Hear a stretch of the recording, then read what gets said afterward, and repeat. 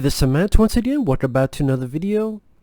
Now I am still continuing the 80s horror movie marathon, but this is a little bit of a diversion because a very nice guy on called The Flawed One, John, he out of the blue on Facebook sent me a PayPal for $20 and he wanted me to do a fan commentary on this film, Tales from the Crypt Demon Knight, which is an enjoyable movie from the 90s. And also to a user named Gone Hole, if you're watching, I have not forgotten the stuff you had sent me. I still will sometime review those two Power Rangers films, The Wizard and the Superman Shazam animated film. Again, I'm probably going to wait till November since we're coming very close to October and it's really going to be horror.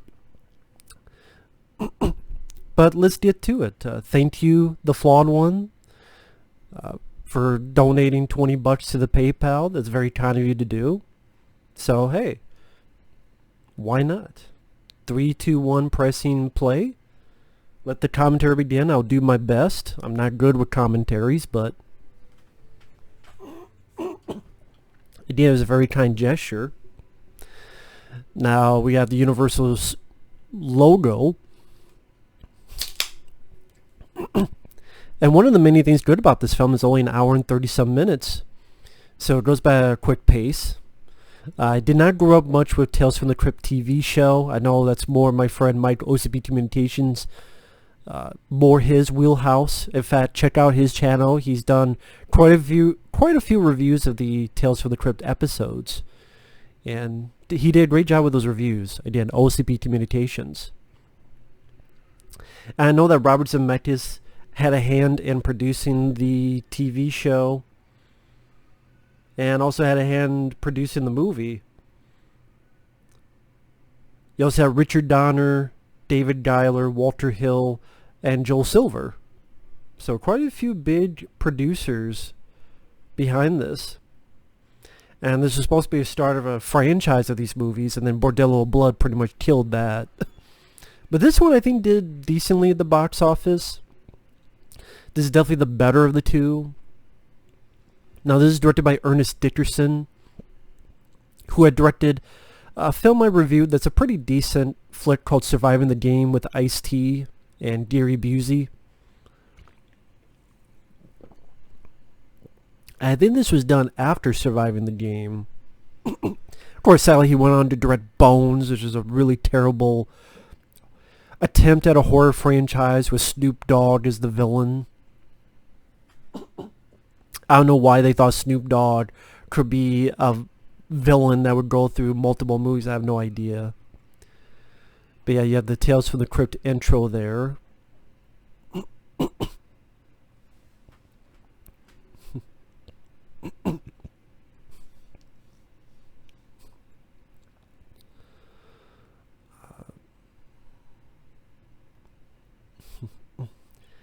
Try to remember this opening where it's like bloody bed sheets.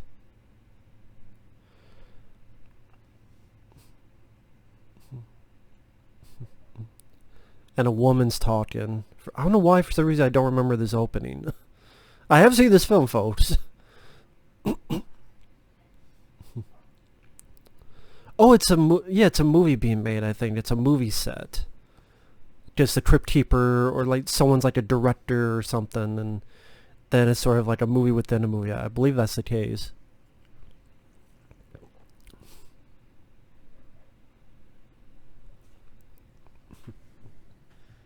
It has been a while since I've seen this film, I will admit.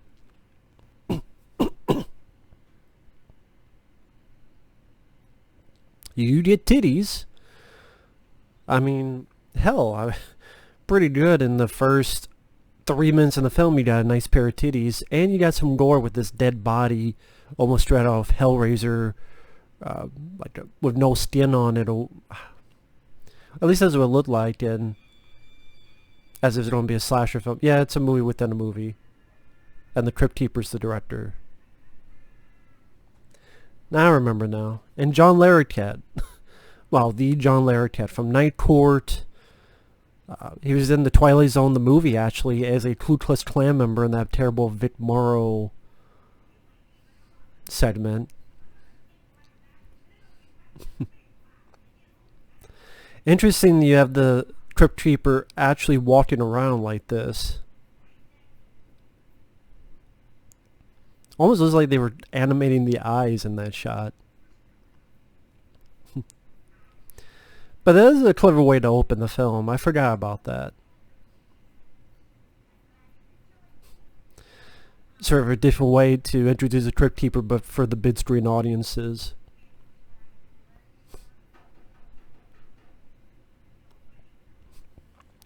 I know at one point they wanted to bring the Crypt Keeper back for a new... Well, actually, maybe not, but they wanted to do another Tales from the Crypt show. I think M. Night Shyamalan was going to produce it, and then there was talks that it would not be the Crypt Keeper and all this stuff, and then, of course, that never came to fruition, which I'm glad for. Even as a guy that didn't grow with Tales of the Crypt, I'm like, if M. Night Shyamalan's behind it, oh, fuck that. Now you have William Sadler from Bill and Ted's Bogus Journey, among many others. He was the villain in Die Hard 2. He plays our main hero here.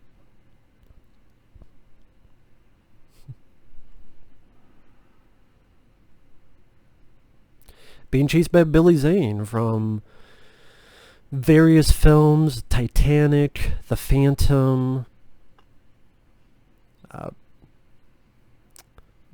probably Titanic is his most well-known film, I guess. And you have a great song, Hey Man, Nice Shot. Love that song by the band Filter. Hey Man, nice shot. Which the first time I heard that song was actually on an X-Files TV show called DPO. I think it stood for Darren Peter Oswald. It was a kid played by Giovanni Ribisi who could create lightning. And that X-Files episode actually also co-starred Jack Black as Giovanni Ribisi's buddy. Funny enough, that song is used in a lot of trailers, and it seems like any time that song is used for a trailer, the film bombs. Like, for example, the Red Dawn remake. But there's a lot of other reason for that film to bomb. But this is definitely a slick-looking flick. I mean, right there, the sort of tilted angle with William Sadler shooting at Billy Zane's character. And wow, shit's actually happening. Wow, we're what? 6 minutes in, and we got some bits of action. Where he shot the car, and the car's on fire, and William Sadler gets out of it. Billy Zane keeps driving because he don't give a fuck, and there's an explosion. Holy shit. There's more action in this first 7 minutes than in a Rambo movie. Yeah, I'm still harping on that new Rambo film since I'm getting so much shit for it. You don't like Rambo. You're not a fan.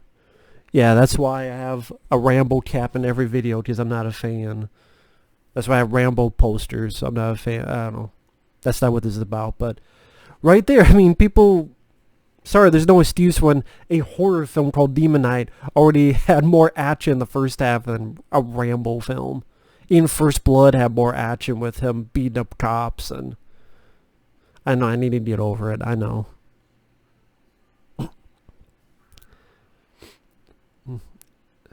This is an interesting idea with, like, the stars on the hand, sort of like a clock, a timer.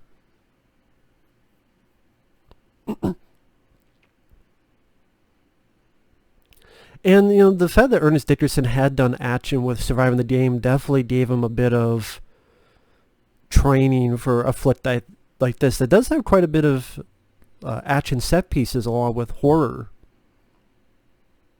But William Sadler's one of those good actors that it seems like there's now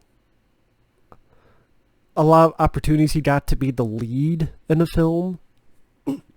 Usually it's a supporting character or a villain, but not many that he got to be the lead hero of the film. I'm trying to think of another movie where he'd have to be the lead hero other than this. Very rare. And I will say, if you like the movie, this Blu-ray is definitely worth it by Stream Factory. Has a commentary, well, two commentaries, one with the effects guys, the other with the director. Good making of, where they got Billy Zane, William Sadler, the director, even like Charles Fleischer. A panel discussion, trailer, and a lot more. But so it's a very packed Blu-ray. They definitely did a bang-up job with this one.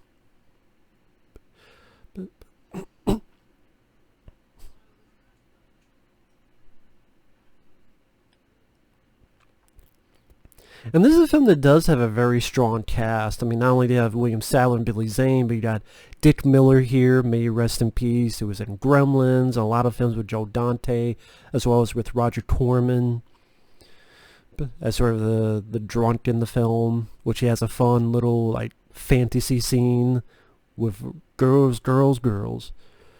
You have Jada Pinkett, before she was Jada Pinkett Smith, who becomes our lead. Like, starts out with him as a lead, and Jada Pinkett sort of becomes our lead, as she's going to have the mantle passed on to her. Very progressive, considering so many people are like, oh, blah, blah, blah.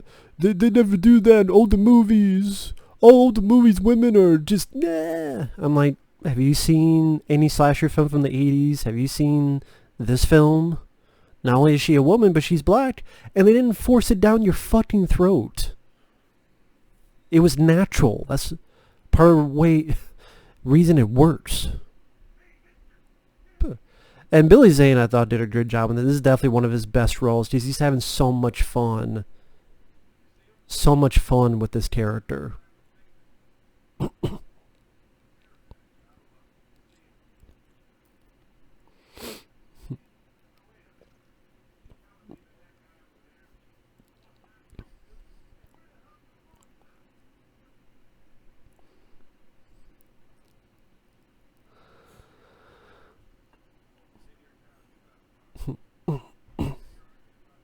Let's see, I'm trying to think. Oh yeah, Thomas Hayden Church is in the movie, as well as CCH Pounder. But so it's a pretty decent cast.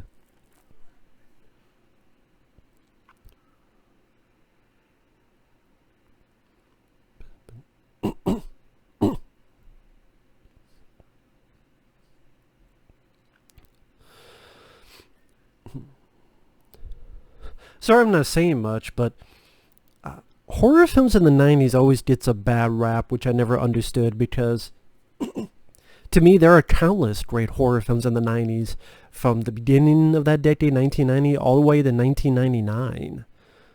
And, you know, just to discuss that a little bit, while William Sadler is getting into this like motel.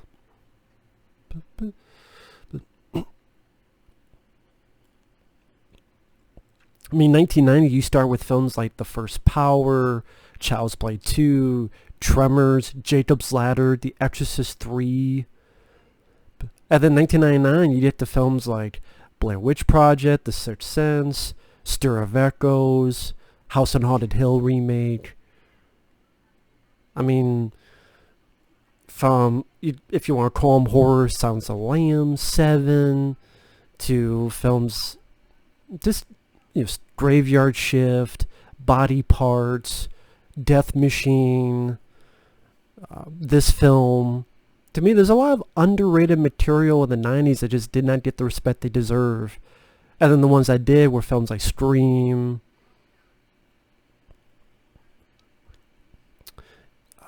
Wes Craven, In the Mouth of Madness. John Carpenter, In the Mouth of Madness, and then Wes Craven, The People Under the Stairs, Wes Craven's New Nightmare. You know, John Carpenter's Vampires, which I enjoyed. That was a 90s film. In the Mouth of Madness, I think, is one of Carpenter's best. And The People Under the Stairs and Wes Craven's New Nightmare, I think, are two of Wes's best, and those were 90s movies.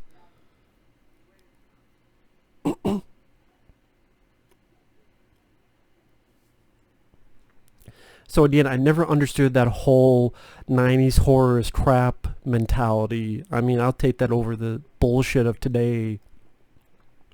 Which I know, I always did label that I hate everything. But then what's funny, anytime someone does that, I name like multiple films I like, and then people just disregard that. Well, this year I like John Wick 3 and Crawl and Child's Play and Shazam and Hobbs and Shaw. I mean, I didn't hate the films.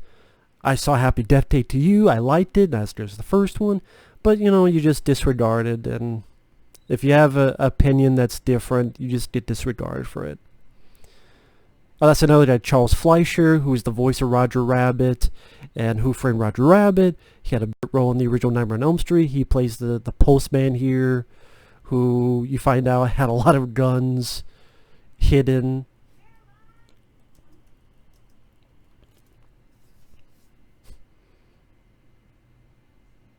And Jada Pinkett, I thought, had a nice attitude to her character, but I didn't think it was a caricature as well, or just a cliche stereotype. I just looked at her as a, person with an attitude, who then becomes a reliable individual.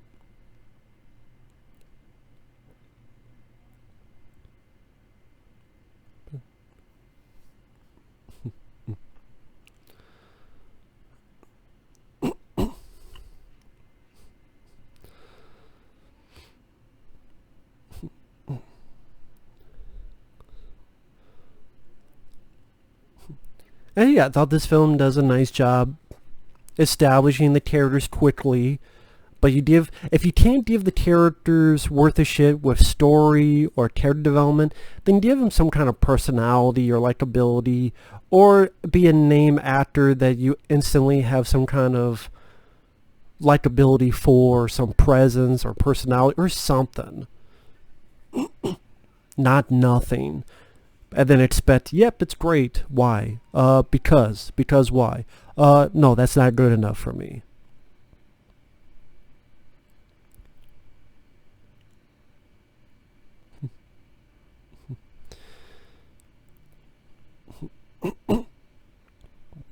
Looking up some trivia on IMDb, it says at the end of the closing credits, the Crypt Keeper announces the forthcoming feature Dead Easy, which was a zombie story set in New Orleans, but was eventually abandoned. The third film, Body Count, also went unproduced. And then instead they did Bordello Blood. And then this one film I never saw called Ritual, but I've only heard bad things about.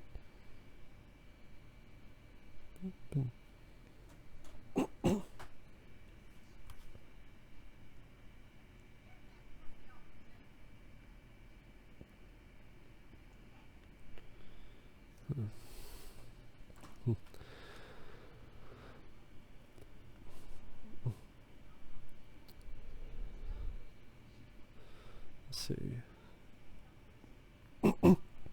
The studio originally wanted Cameron Diaz for the role that Jada Pinkett plays, but Ernest Dickinson convinced that Jada Pinkett get the role. I think that worked out for the better. I think Jada Pinkett... I don't see Cameron Diaz in this kind of role. I think Jada Pinkett fit a lot better.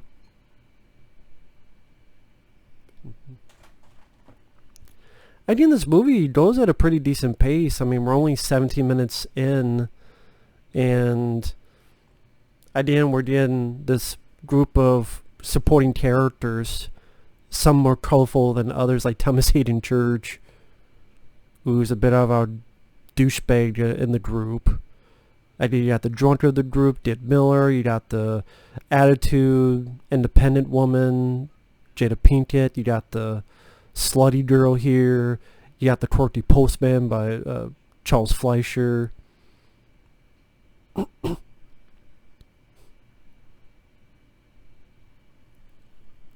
The den mother, CCH Pounder.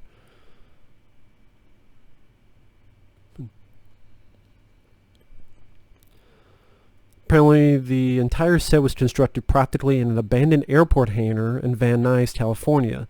Since the bulk of the film was set over the course of a single night, this allowed the crew to shoot during the day. Yeah, because you just close out the windows and if you need to, or... And then you're in an airport hangar, so as long as you close everything off, it can look like night as much as you want. But I know they had a problem with birds in the hangar, so they had to shoot like blank gunshots to scatter the birds, or at least quiet them down.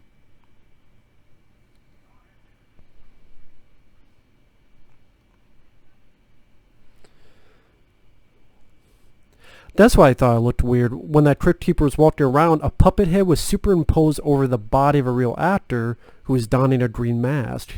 I knew that looked kind of funky for a reason. That's why.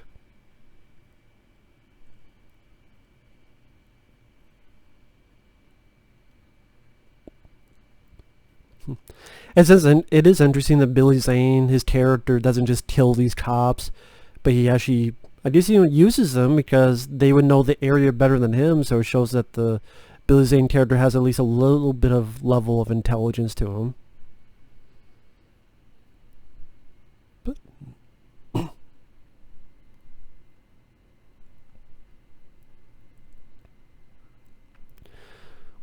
and look at that, about 20 minutes in, and this is when the shit's going to hit the fan, and then some.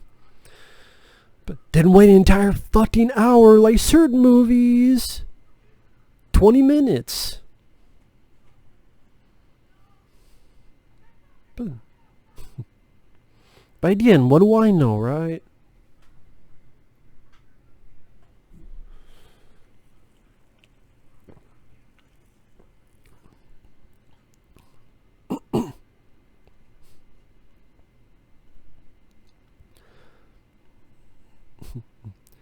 But he can't do it because he doesn't want to hurt an innocent person. Because he's a good guy. And actions like that showcase that William Sadler's character is a good guy. That no matter what, he can't hurt this innocent person. Jada Pinkett, who he had a knife to her neck, but he can't hurt her. He can't do anything about that.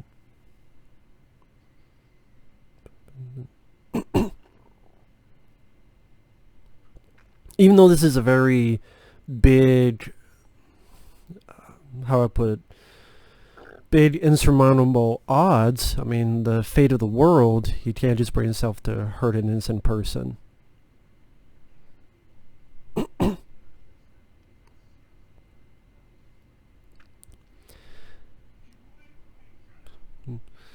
course, Billy Zane looking for the blood, which we find out is the blood of Jesus, which I thought that was an interesting idea, that that's the thing that keeps the demons at bay. Yeah, I thought that was a interesting idea. But it was a nice, take on the whole demon thing. I mean, of course, there's been many demon movies where it'd be demons and Demons 2, the Evil Dead movies, among others, Night of the Demons. But this was, again, a little bit of a different take on it.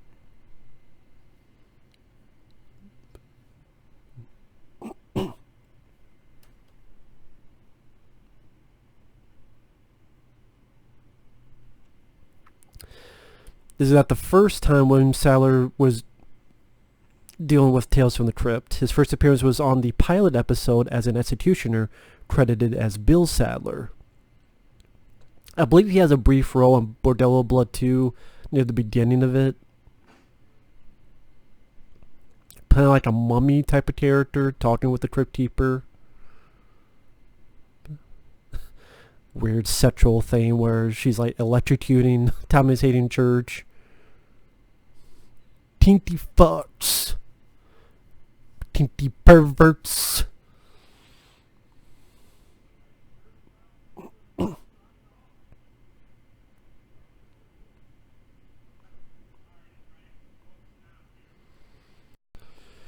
There's a scene in the novel that tells about flying demons attacking the main cast during the time they were going through the tunnels. It seems to be dropped from the final shooting script, for there is no evidence of this scene in the movie. This scene is one of many scenes that can be found in the novel adaptation based on an earlier draft of the script.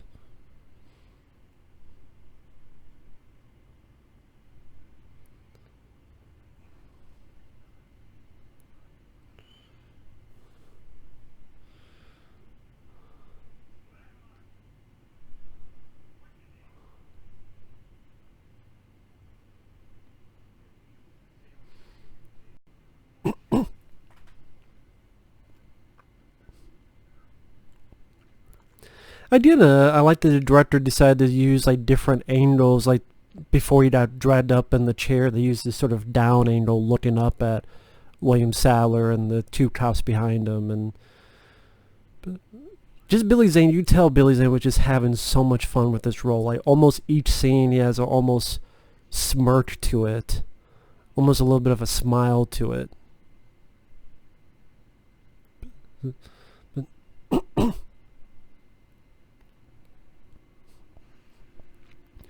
And that's the sort of chalice-looking thing with the stars that were reminiscent of the stars on William Sadler's hand.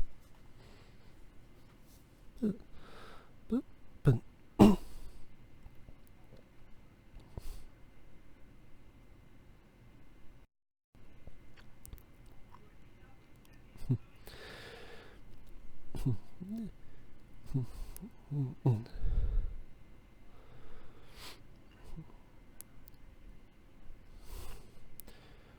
again, sorry that I'm not saying much.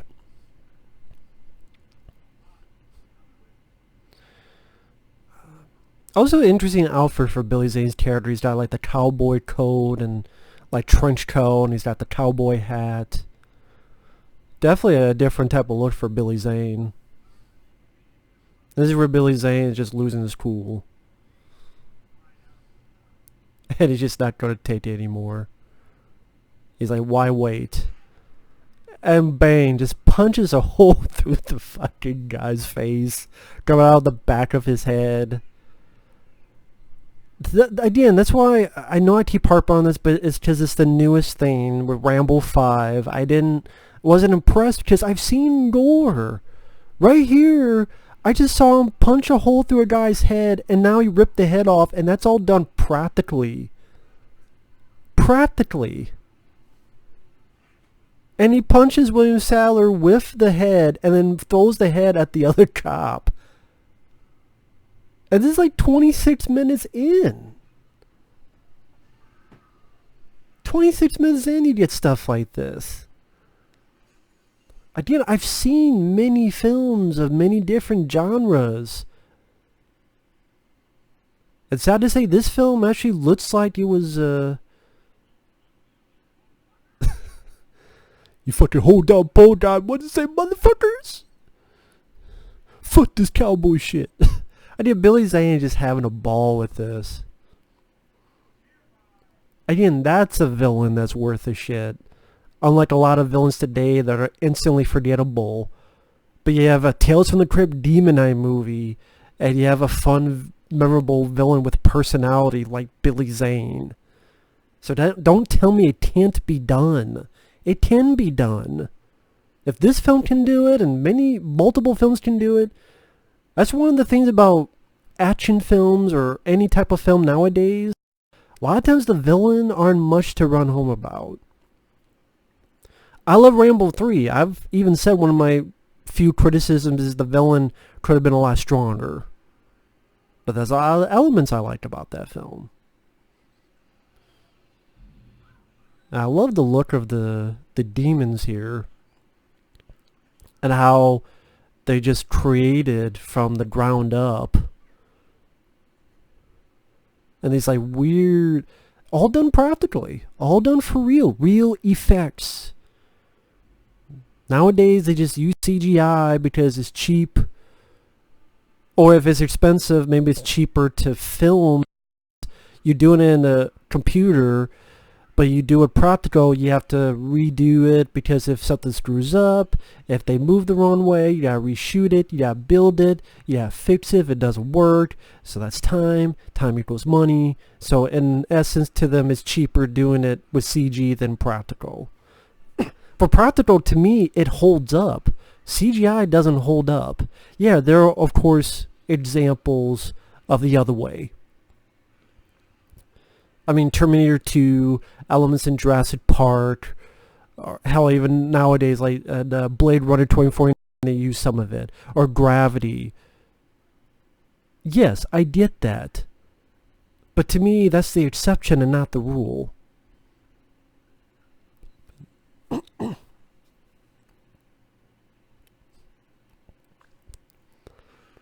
And also the green stuff that you see there, apparently that was stuff they have in glow sticks.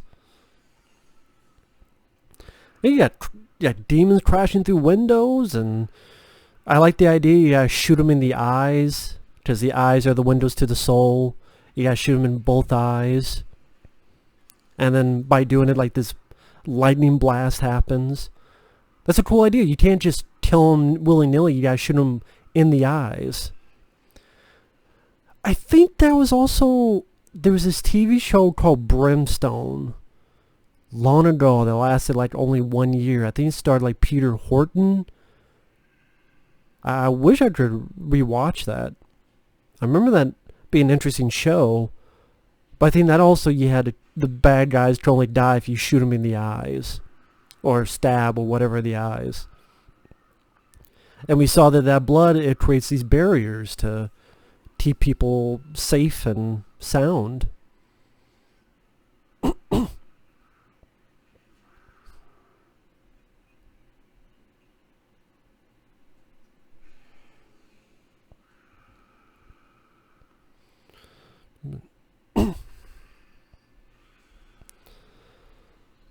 And I thought that's a pretty cool shot where it shows how powerful the barrier is, where the creature tries to come through and then just blasted right into the camera and into a dead heap.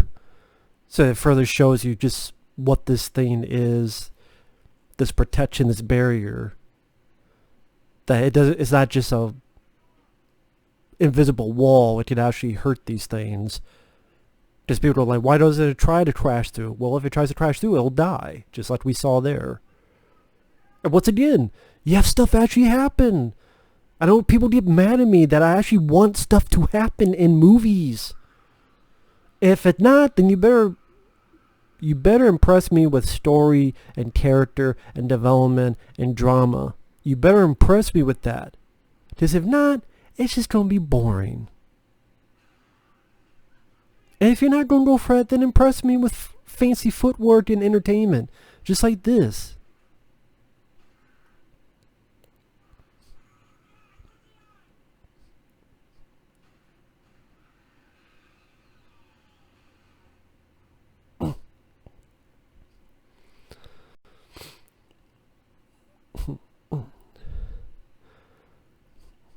Like, again, you look at all this, there's bits of action. Practical creatures. A fun villain with Billy Zane who's having fun. Just give me the key, man, for crying out loud. Come on, Breaker. Again, and for I understand, Billy Zane, he wasn't sure about doing it bald, but it was the best look. And nowadays, because back then that was like the big no, don't be bald. But now it's cool to be bald. It's cool to, just shave your head.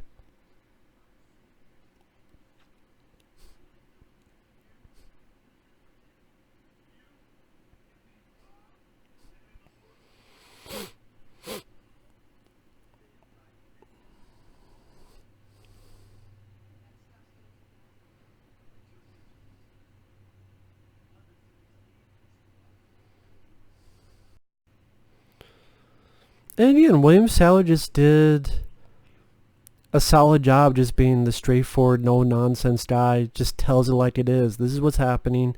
This is all we can do. And in Thomas Hayden Church is the douchebag. He plays that fairly well.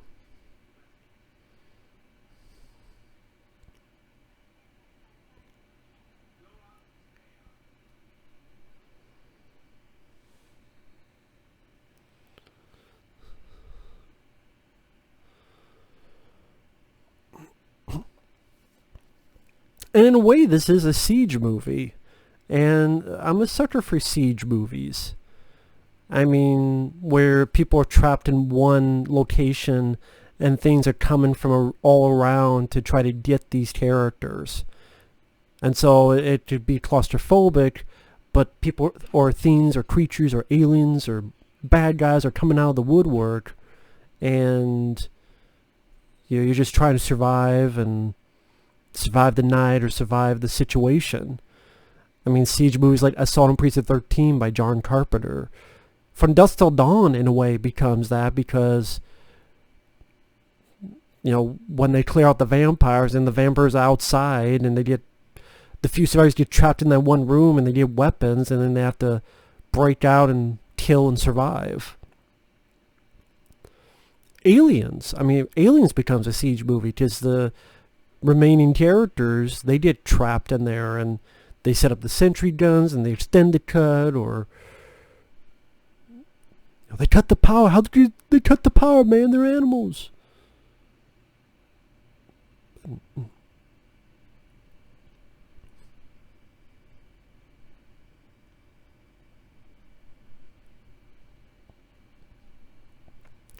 I mean, the Raid Redemption, in a way, becomes a siege movie because they get into the place, but once they're stuck, and then all these bad guys coming out of the woodwork that they have to survive.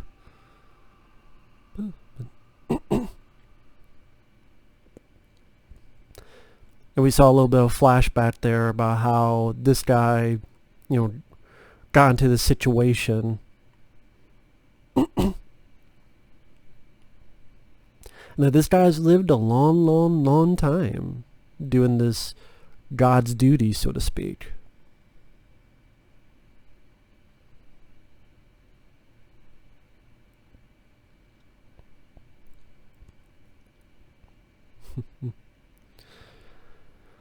And for a guy who hasn't seen a lot of Tales from the Crypt episodes, you guys could tell me, does this fit in a Tales from the Crypt format? Like, if Tales from the Crypt wasn't a part of it, it seems like it would work just fine. I mean, that'd be my question to you. Does this fit in the vein of a Tales from the Crypt format?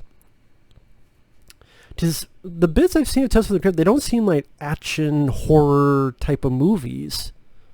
They seem like they're trying to be, I don't know about morality tale, but something else altogether. Maybe I'm wrong, but you guys will let me know on that.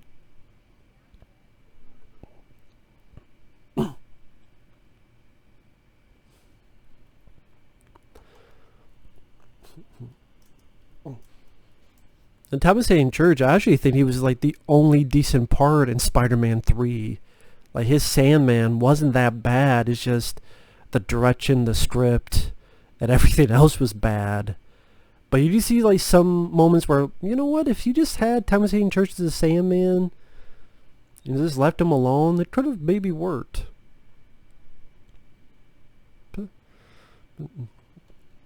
And wow, this is a January movie. So people who tell you that January movies are all bad films are full of shit. There's plenty of January films that are good. Rambo 4 came out in January of 2008. That's a good movie. Tremors came out January of 1990. That's a good movie. Deep Rising, The Relic, Metro with Eddie Murphy. Many more.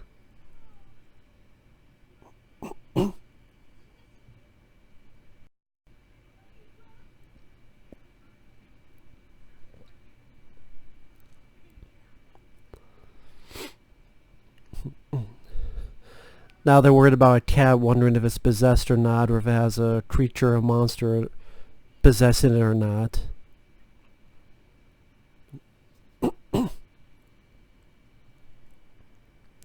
I think this film did decently well. It made about $21 million. Not sure what the budget was, but they went ahead with Bordello Blood, which came out not too long after. Although Bordello Blood has a lot of problems. I mean, one being Dennis Miller I actually liked in the film, but you could tell that he just kind of doing his own thing, and then the movie was like doing its own thing. Again, I liked Dennis Miller in the movie, even though apparently he was a complete another dickhead on set. And then the ending of that film sucks. And it didn't have the energy and the momentum of a film like this. Plus, that dealt with vampires and a bordel. I'm like, around the same time you had From Dusk Till Dawn, and that's the much better version of Bordello Blood, really. Bordeaux blood done the right way is From Dusk Till Dawn.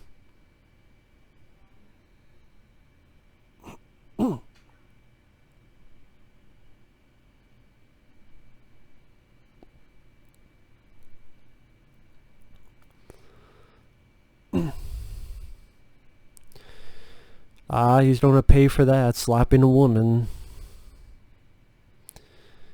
You're gonna get ass raped.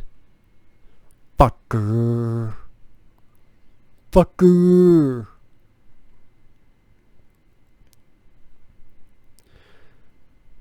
The pussy is done like dinner. Forget the pussy, cat. Is his name Jones?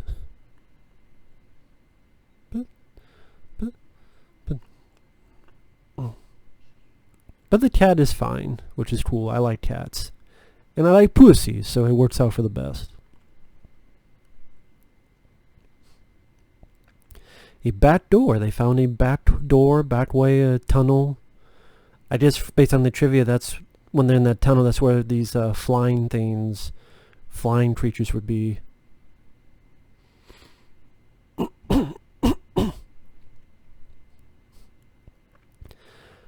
But I mean, if that must have been how maybe some villains could have gotten in. Or, you know, you tease, not tease, but you influence people.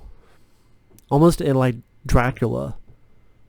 Like when Dracula's like, open the window, come to me, my love.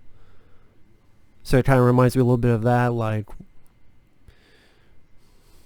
if there's like a bunch of garlic, or if you do the whole vampire, they can't enter without being invited, but then a vampire will lead someone outside. I guess this is kind of in a similar fashion where he's influencing this girl to, you know, trick her ass.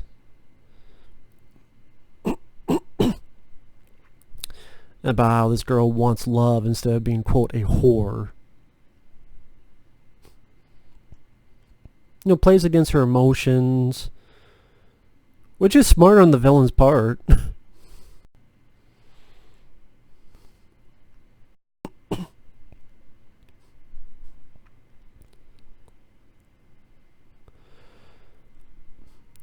Says here, unlike episodes of the HBO series, the story was not adapted from the pages of EC Comics. The first draft of the script was written in 1987, 2 years prior to the HBO series debut. It was first intended to be made into a film by director Tom Holland, who planned to shoot it to follow up to Child's Play.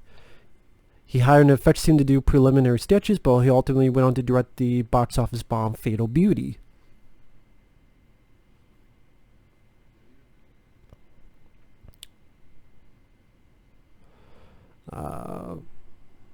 Wait a minute, if it's a follow-up, wouldn't it become after Child's Play? But Fatal Beauty is 87, so maybe this Wikipedia article is wrong, or they worded it differently. Next, the script wound up in the hands of Pumpkinhead screenwriter Mark Carducci, who sat on it for several years before it was given to Pet Sematary director Mary Lambert. Lambert had some radical ideas for the script, including casting an African American as Breaker to create a theme that the oppressed people of Earth were also its saviors. I'd be fine with that if you're a good actor. Like Wesley Snipes or Omar Epps or Sam Jackson. But I like William Sadler. I thought he did a good job in this. Once Lambert went on to direct Pet Sematary 2, which was a theatrical bomb, she did not get people to invest in the film. Script later went to Charles Band's Full Moon Features, but budgetary constraints held up the production in limbo. When it finally made its way onto the desk of Joel Silver's Silver Pictures, it was optioned to be the second in a trilogy of Tales from the Crypt theatrical spin-offs. Universal Pictures executives thought the script had more potential than the other two, Dead Easy and Body Count, so the film was quickly sent into production with a release date of Halloween 94, but it was pushed back to January 95. At this point, two versions of the script were created to solve budgetary issues, one with demons and one without. Why the fuck would you make a movie called Demon Night without demons? In the latter, the collector was a Bible salesman who was using a legion of fellow salesmen clad in black suits and sunglasses as his minions. That sounds fucking stupid. Oh, here you go. The demonic woman fucking up Charles Fleischer's day, blocking his gun, so he's dead as fuck. I love the practical effects. This weird tongue coming out. That's definitely like something out of, almost like out of The Thing or something.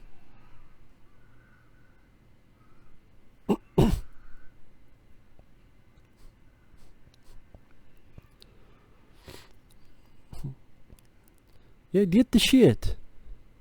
Don't just stand there with the thumb up your ass. CCH Pounder's trying, but she gets her arm ripped off. Pretty good graphic, gory effect. And shoots her eyeballs out of the back of her head. And then shoots the eyeballs themselves. That's pretty damn badass. Again, people, I mean, a lot of films nowadays, people act like, oh my god. And I'm like, have you not seen movies? I get it's your opinion. And I'm not against those people. I'm against people who attack me and then try to say that stuff. When you attack me and then try to say this stuff, I'm like, motherfucker, have you seen movies in the past? Not just from 2 years ago? Oh, the gore. I just saw the hero, shoot a demon in the head and the eyeballs fly out and then shoot the actual eyeballs. All done practically. And this was not a big budget film. It's pretty damn good.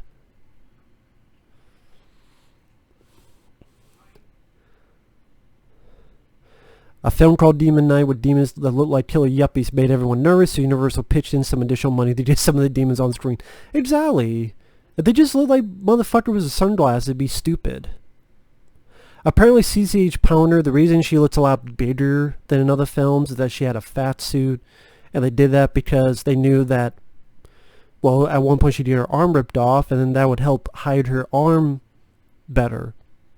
Which, you know what, it was a pretty good idea.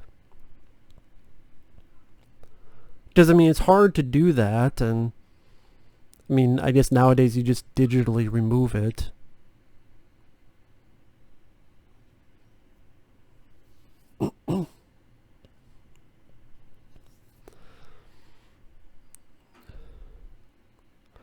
But I think we're like literally over halfway through this movie. Yeah. It's an hour and 32. We're 46 minutes in, so I think it's exactly halfway through.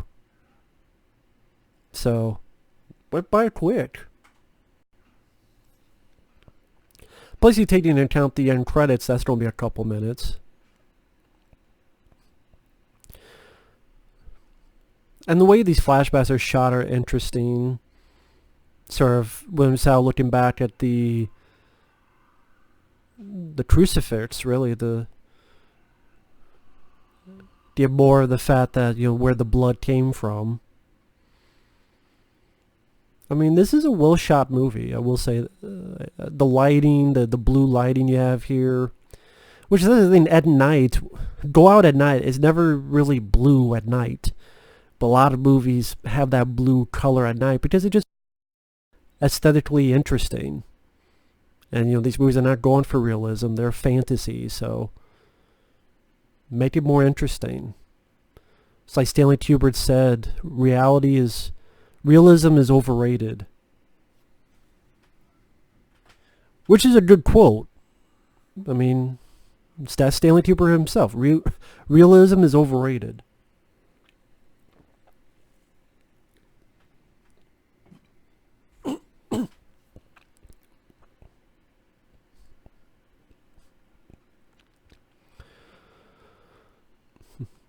The reception, of course, it got a bad reception. 30% Rotten Tomatoes. Once again, shows that they're full of shit. Variety, which sucks, goes, neither funny enough nor scary enough to be fully satisfying as either a shocker or a spoof. Well, Variety, you suck.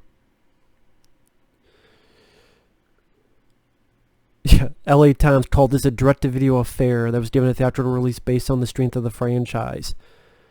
I'm watching it here on Blu-ray. It does not look direct-to-video. There's other films out currently that look direct-to-video that I'm not going to name, but at least the cinematography, the cast, the look, the lighting, the pacing. I've had more shit happen here than in some action films. And this is a horror film, which is pretty fucking sad, but true. One guy says this film is dull and slow-paced. Slow-paced? Look how much shit has happened in only the first 45 minutes of the fucking movie. But it's slow-paced. You've had multiple demon encounters, the car explosion, arms being ripped off, heads being punched through, going out the back of the head, but slow-paced. Give me a fucking break. Slow-paced my ass. Jada Pinkett finds this kid, and of course, don't trust this kid. He looks like the kid from Rob Zombie's Halloween. Don't trust him.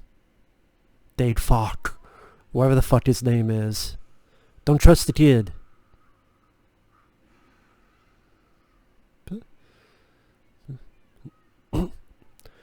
Don't trust that kid. Kill him. Fuck that kid.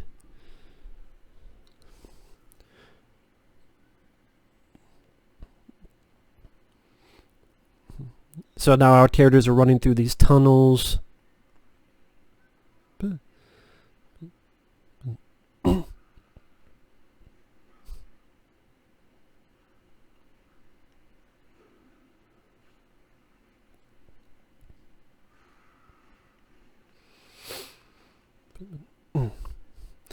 I do like the way the demons look.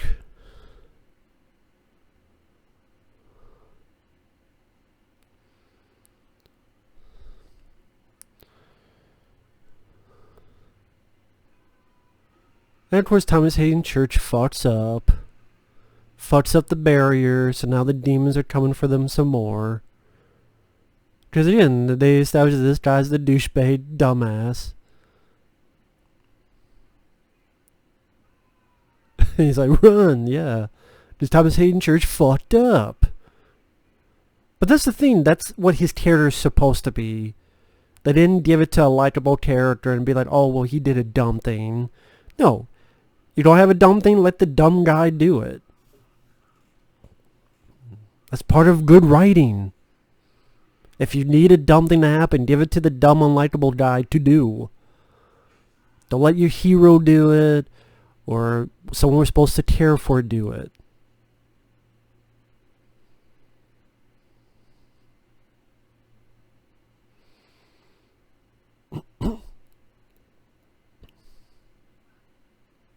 At least we're all in one piece. Sorry about that. Until the girl whose arm's been ripped off. No problem. The vodka's kicking in.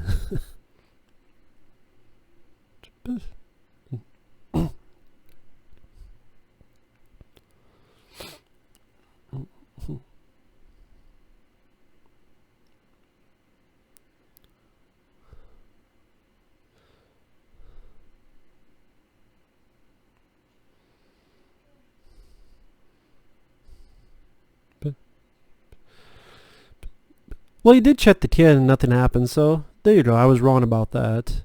But I know later on the kid does get possessed.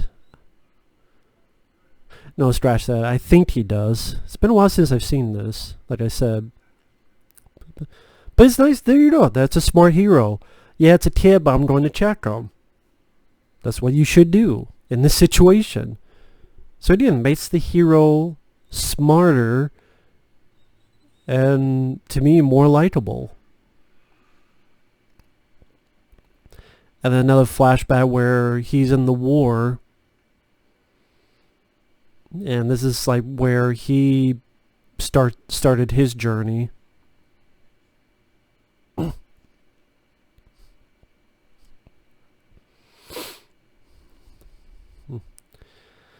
forget if it was World War One this guy's in or World War Two. I forget.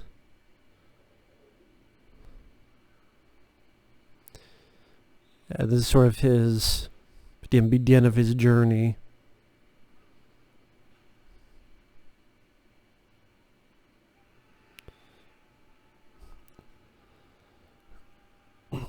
And yeah, it tells sort of an interesting little mythology around all this, B-movie fun. And this and various other things is why I think a lot of people thought this to be an underrated picture, which I agree.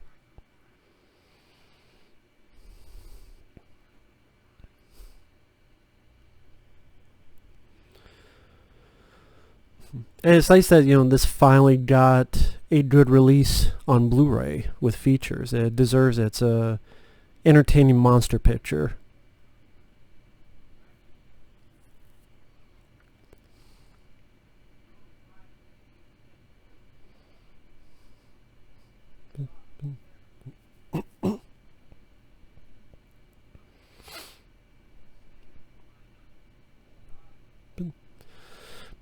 Now he's telling a little bit of exposition. 7 stars, 7 people. They need 7 victims. The stars on his hand. I mean, I would believe the guy. If I saw demons, I'd believe any fucking word the guy says.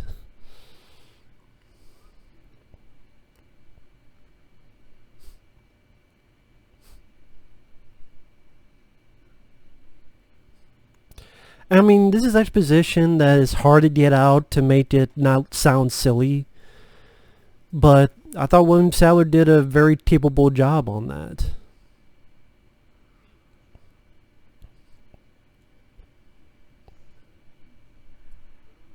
They had 7 keys formed into a circle to focus the power of the cosmos into their hands.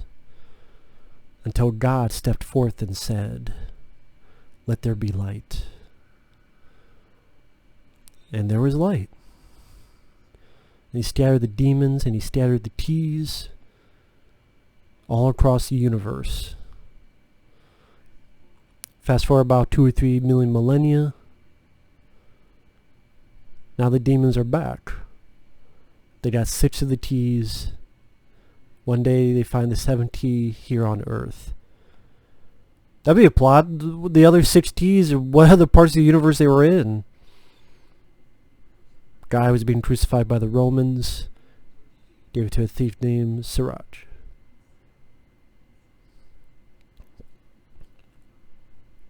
They realized that some of the blood is Jesus.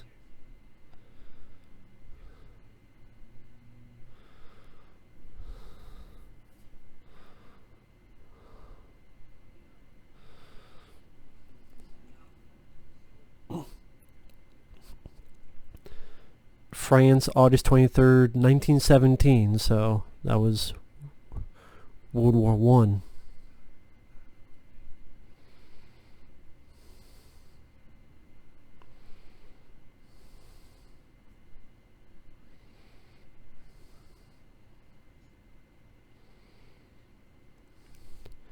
They run out of the blood, darkness is brought back. Again, that's a lot of stuff to wrap your head around. I'm not gonna buy this horse shit, but I thought William Sadler sold that exposition fairly well. Mixed in with the blue lighting, the reactions of supporting characters, certain shots showing the demons on the lower levels.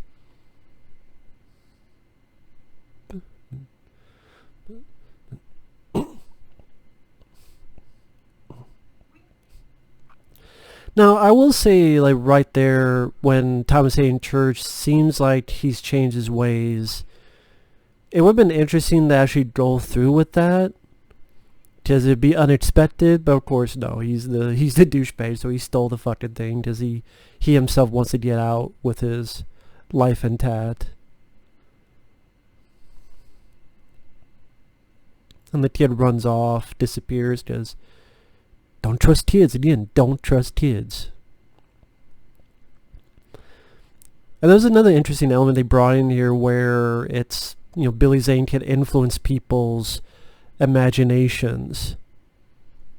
Almost in a way of Freddy Krueger. I mean, not quite, but a little bit in that, where it could create these sort of, not dream worlds, but these hallucination worlds to entice these people. Which again makes sense in the villain's mind. If you can't physically get to them, maybe you can emotionally and fuck with their head, emotionally manipulate them.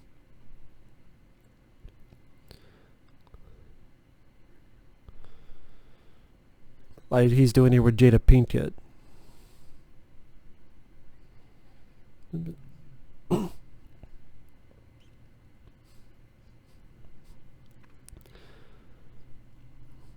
I wonder if Will Smith ever saw this movie.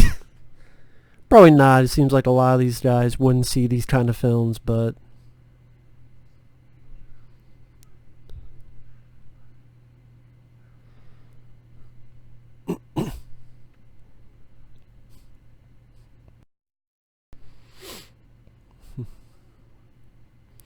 Billy Zane's character is so smooth, and like I say, you can tell he's having so much fun with this character. He's having a ball with this. As he's fucked with Jada Pinkett and trying to influence her.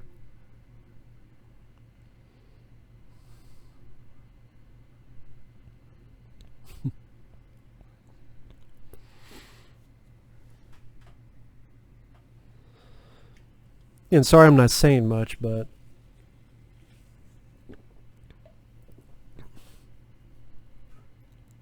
I mean, really quickly, with Bordello Blood, it's too bad that film didn't work out. Again, I know a lot of the reasons because Dennis Miller didn't give a shit and didn't want to follow the script. Which again, is funny because I thought he was the best part of the movie. But then the rest of the story is like this Bordello, and then like the lead villain, she was acting wise not trained, they were rough around the edges. Yeah, the holy water super soaker scene was fun, but I kind of wish there were more scenes like that. The finale, I mean, they kill off I can't believe I forgot his name. Jerry Dandridge from the original Fright Night. I sure remember his name. Chris Sarandon. They kill him off, then they kill off Dennis Miller, then the movie ends. You're like, what?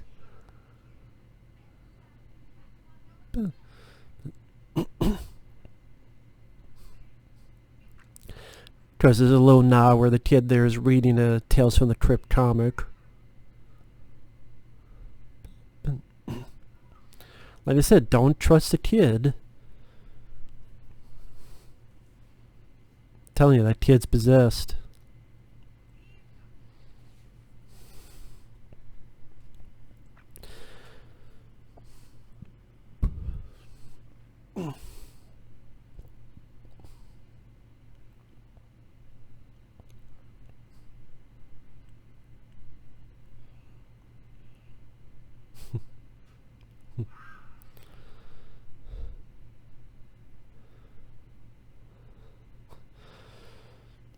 Although I don't know if Thomas Hayden Church wants to talk nicely to Billy Zane's character, why at that point he's spitting on the demons. Doesn't really help his cause for later. And then there's Dick Miller, his like fantasy with all of these topless naked women, which I'm sure he really enjoyed. I would too. I don't blame him. There's like countless, nipple bearing women, liquor everywhere.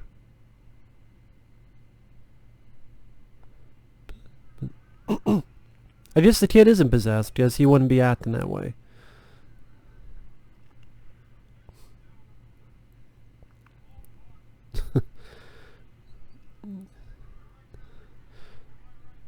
All these, again, I'd be tempted too if I was Did Miller. I mean, you got alcohol, although I don't drink alcohol.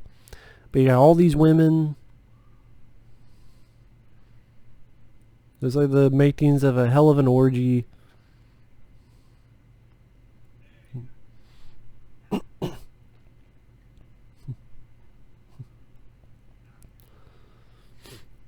It didn't. Just Billy Zane just having a ball. Giving him more and more liquor.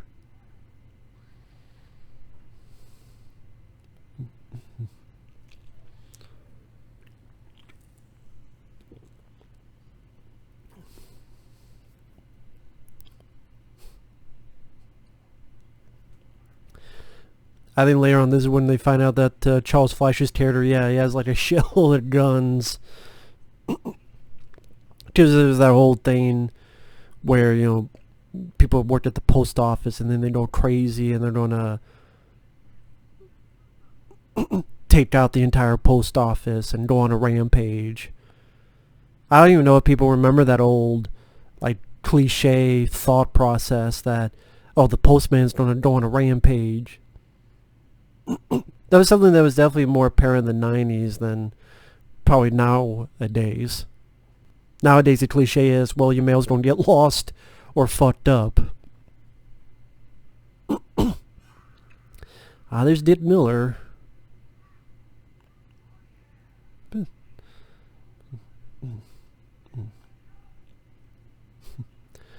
Don't just stand there with the thumb up your ass.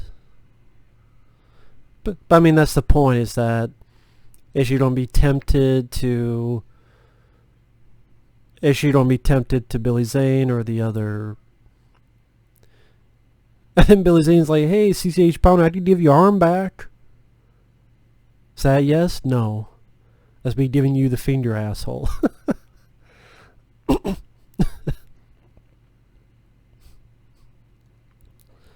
That's a pretty fun moment.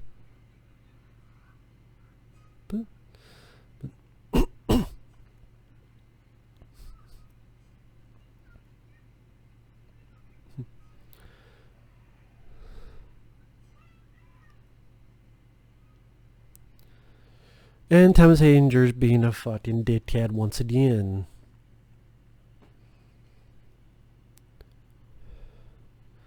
Yeah, about an hour and 6 minutes, so technically we have like 26 minutes left? And then you take out the end credits, like 20 some minutes left.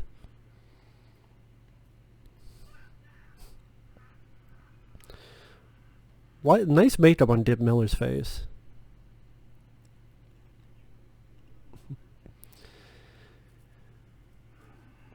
I'm trying to like what came out in 1990. Was it 95? Yeah, 95. Ooh, nice decapitation there. Fucked his day up big time. But again, they keep, you know, once you establish the rules, they're like, you gotta follow its rules. So like, wait a minute, that one worked. It's the whole eyes thing. So they didn't jump the shark on their rules, which was nice. It made sense.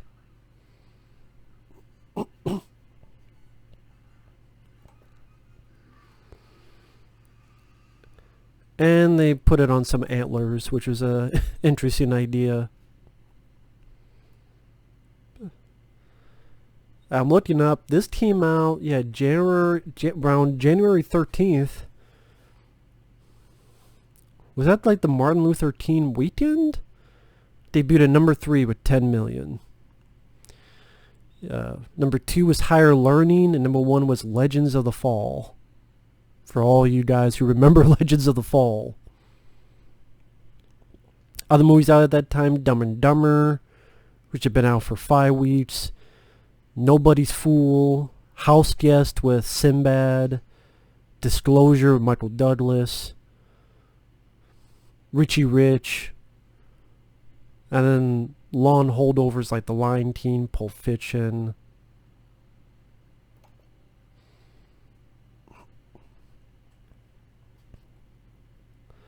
And then the second week, sadly, it dropped to like number 6.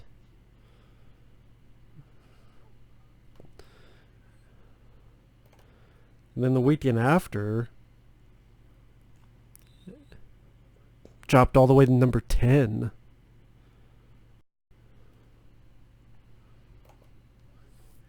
So sadly, it was dropping big time. And then the week after, it dropped out of the top 20.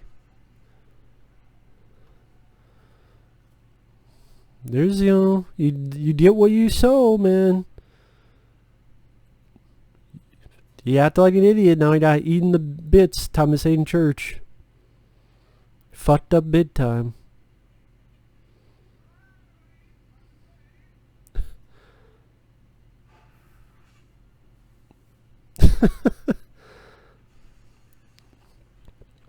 That's a cool looking. That was a pretty good stunt. Billy Zane got an arrow to the head and then falling off the banister and dropping down. That was effectively done. Love the effect. And also love the, again, good work from the stuntman. It's not an easy thing to do, to fall off the balcony and land on a table. But, and this one cop, you know, at the beginning he seemed like, oh, he's a moron, he's whatever, but he's, you know, capable. And, you know, tries to do the right thing. He's going to cover the rear.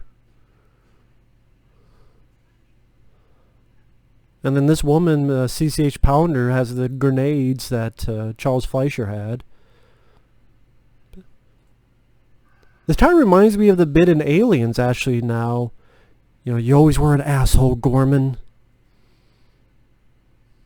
I mean, granted, not character-wise, but the idea where it's the two of them holding together and they got the explosion. You always were an asshole, Gorman. Boom. Didn't think about that. Yeah, that did kind of remind me of Aliens, which is not a bad thing. You know something's up with this kid because he's just reading this Tales from the Crypt. Something's up with this.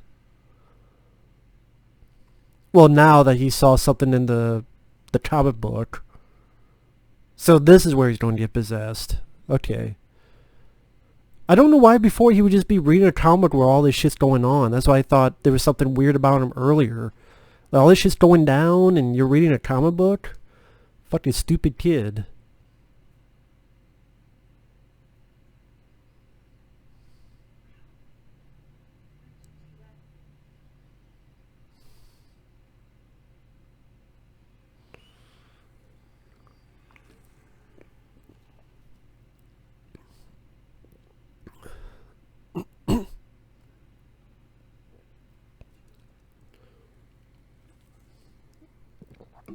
And that was part of the plan, is that he was drawn to this place and, you know, looking for the chosen one. It does suck that, you know, he gets hurt badly because of this stupid fucking kid. But I do like the idea that it interposes with the pages of the comic book that showcases what's happening. Well, fucking do something, Jada Pinkett, instead of just staying there going no. Fucking do something. There you go, but you got slapped the fuck up. Well, now she's gonna do something. There you go. Kick her right through the barrier. There you go. That was satisfying, the explosion of the kid. See, I told you not to trust kids. Told you, fuck kids. And in a way, you just killed a kid. So, again, pretty ballsy. Right, he turned into a demon, but there's a lot of movies that wouldn't even do that.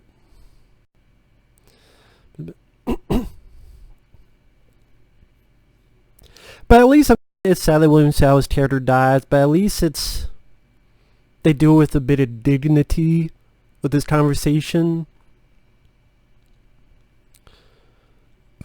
I mean, one way of doing that badly is, although I do like the film, the original Maniac Cop, with what they do with Tom Atkins' character, where, you think he's the lead, and then he just thrown out the window and he's dead, and it's like, what? I don't know, that's why, the first Maniac Cop is okay, but it's not like a favorite of mine. I prefer the sequel. I actually prefer Maniac Cop 3 as well compared to the first one. But that's one of the various reasons why the first Maniac Cop is okay, but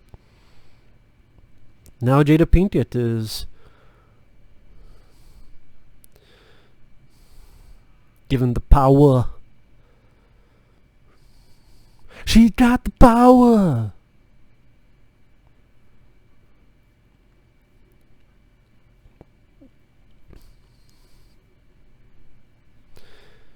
Pretty much she's supposed to wander until the time comes and continue the fight against evil. Kind of sucks because, like, well, my life's over because I gotta do this shit now, but hey, you'll be in God's good graces and get a pass to go to heaven, I would think. But if there's demons, that means there gotta be afterlife and a heaven, so hey, you don't get a pass from God, I would think.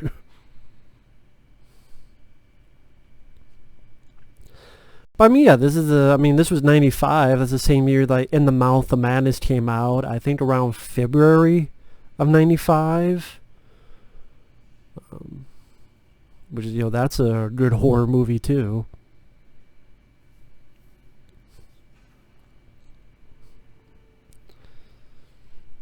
There's Billy Zane with his sunglasses at night. Yeah, there's only like, I don't know, 15 minutes of the film left with the credits, so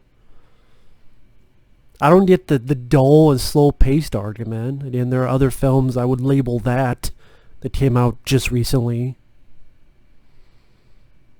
But that's just me.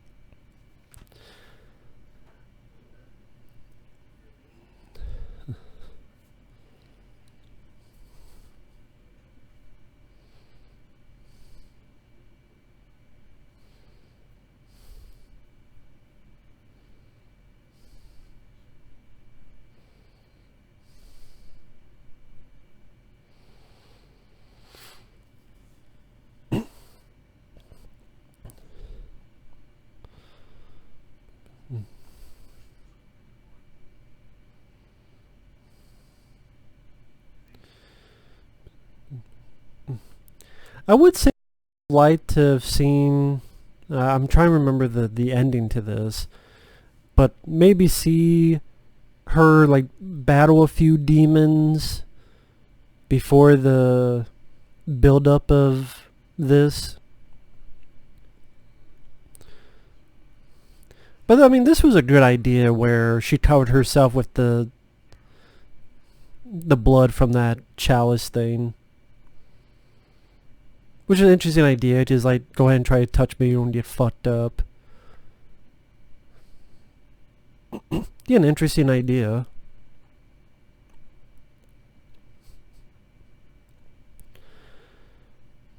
But then, yeah, remember, there are no strong females. Because we've been told by the media and SJW Brigade that there's never been any strong females.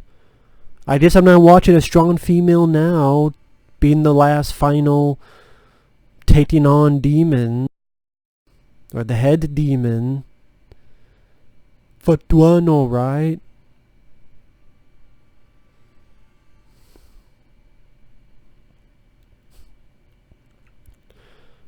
A little bit of hide and seek cat mouse here. Cat mouse, cat mouse.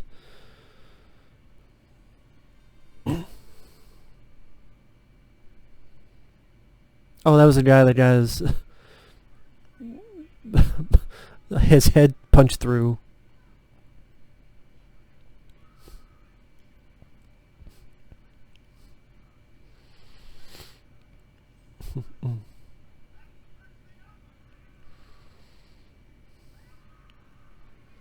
Although her plan kind of backfired because of this.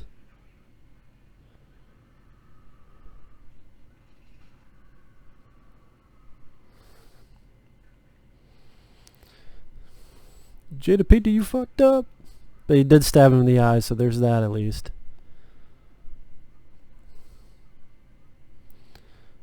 And an interesting idea as well, where she puts them in her mouth.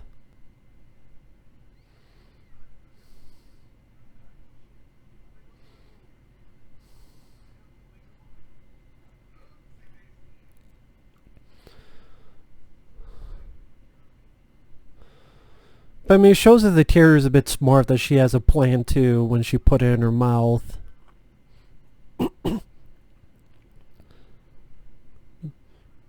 Yeah, I just, for me, it would have been nice to see her actually, maybe shoot some of the demons as well. Really go gun-ho. Like she gets a gun, shoots a couple demons, and then goes up to this. But again, that's just a little thing with me. Like now that she's got the mantle, she goes out, kills a couple demons, 3, 4, 5 of them, and then goes into this.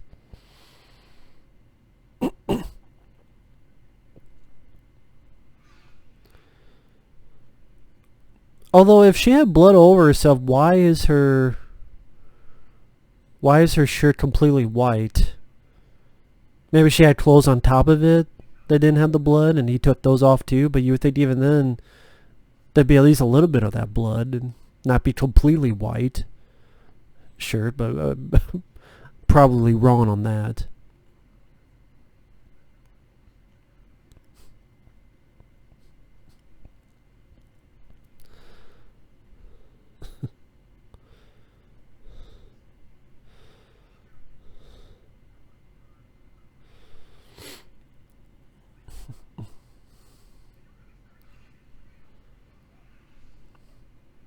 And this is a weird thing where he has like this dick fire thing.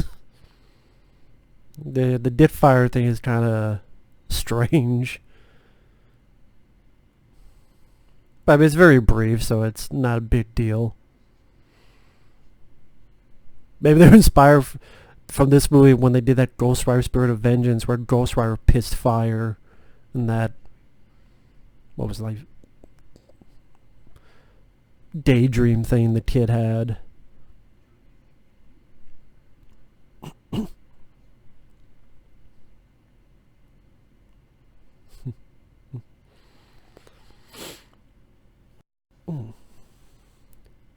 But yeah, I mean, this film, I mean, it, like I said, must have done fairly well, because it made at least like 20-some million in January.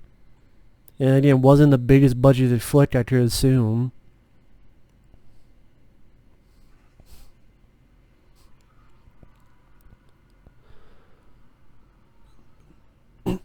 I know there's a sort of a different ending. I forget what it was. They mentioned on the making of material. I wish I saw that before I did this, but I don't, for some reason I don't think like Billy Zane was here. Maybe he turned to a different creature and then he got killed. I can't remember 100%. But it's a nice like death. And then the demon, practical looking bat-like demon. And the whole damn thing explodes. Thankfully she survived, even though from the outside it looks like the entire place was covered in flames. But I guess that red glow shows that she was protected.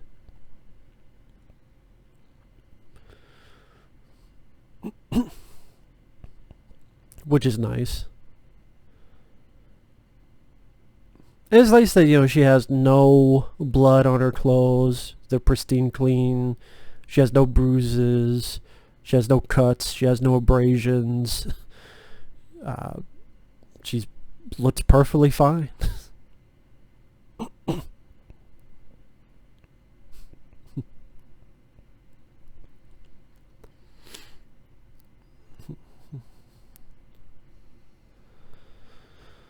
I mean, I guess technically you could do a Demon Knight 2 now with Jada Pinkett, but I'm fine with the way it is. Not every fucking movie needs a sequel or a franchise, folks. Sorry, but it doesn't. Not every sequel franchise needs a fucking sequel. There's a lot of blood, and that must be in that chalice. Just if you're having it for possibly multiple decades, and probably any time you sleep, you don't have to put that shit on your every night. Plus, everywhere you go, you don't have to have a lot of that fucking blood for it. And you have another demon to go after her.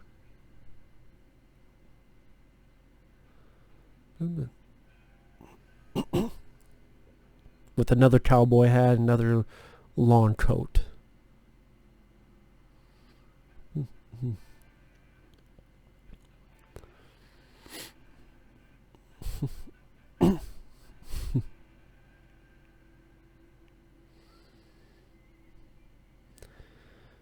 That's a nice nod that he's whistling the Tales from the Crypt theme. And a very nice little nod to it. I mean, this is not a long movie. Look at this. We're getting to the end credits. Hour and 25 minutes. And now we're going to see, the Crypt Keeper. Going through the ground. I think we see something about Jimmy Hoffa. Crypt Keeper always has those bad puns. Instead of carnations, it's star nations.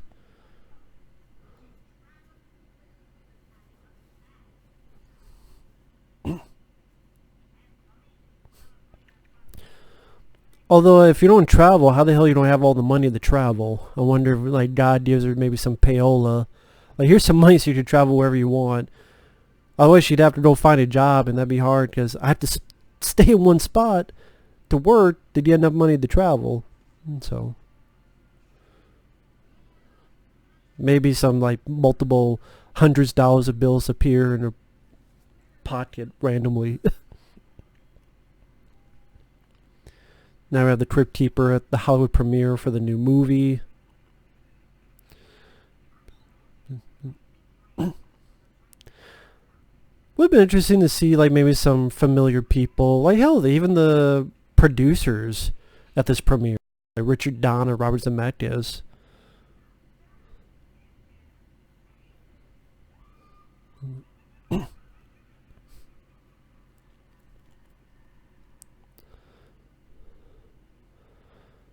But even with that, like, boom, we're at the end credits. It's only like an hour and 26 minutes. In the cast, Billy Zane, William Sadler, Jada Pinkett, CCH Pounder, Dick Miller, Thomas Hayden Church, Charles Fleischer. I mean, everyone did a good job. You have fun special effects and demon practical effects. You got quite a few action scenes and nice little set pieces. You got your blood, you got good gore, practical gore, you got titties, all in an 80-some minute package.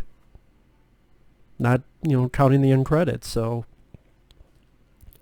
I think Gilbert Adler, I believe he's a guy who gone to direct the Bordello Blood and had a bad time, from what I understand.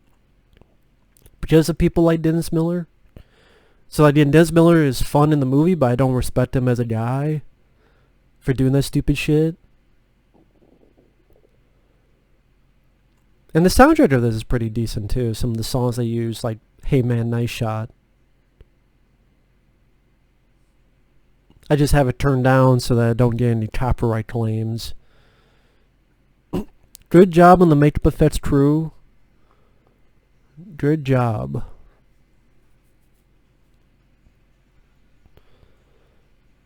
I don't really have many complaints about the movie other than when she got the mantle. It would have been nice to see her kill a couple more demons before we get to Billy Zane's character.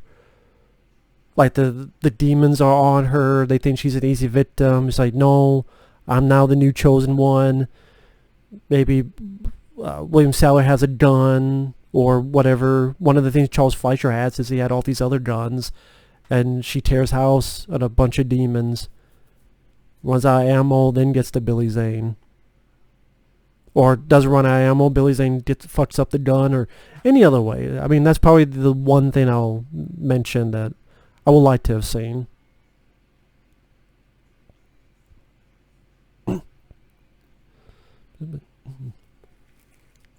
Yeah, and then after this, they did Bordello Blood, which again, this was 95. I think they came out in 96.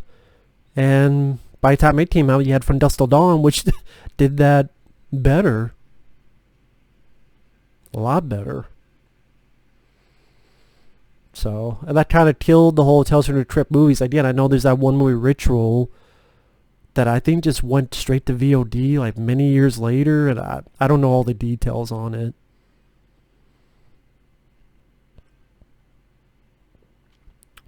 Just sitting through the credits, or credits if I learn how to talk. It was getting a bit dark. Clouds coming in. But you know, fair, I sift through the credits, the least I can do.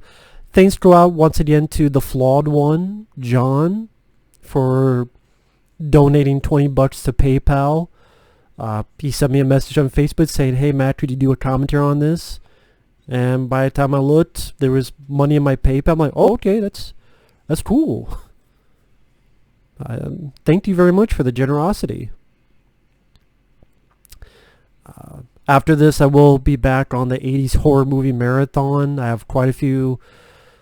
I'll be ending 1980 horror films, like Don't Go in the House, The Shining, and then more reviews into 1981, like An American Werewolf in London, Road Games, Final Exam, Friday the 13th Part 2, Halloween 2, Don't Go in the Woods, Hell Night, Student Bodies, Evil Speak, and 82, 83, and as much as I can get.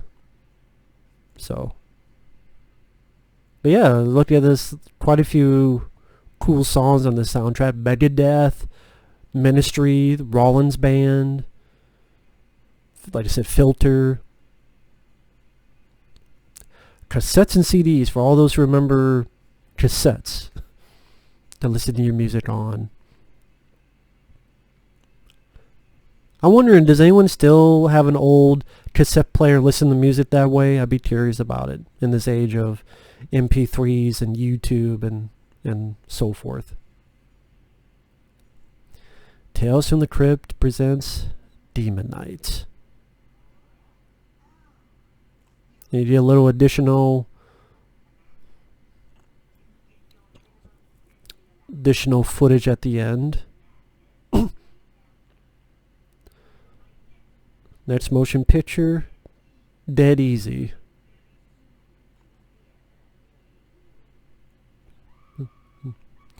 You would think, though, that they would be very sure that that was the next movie if they were going to put that at the end credits of your film.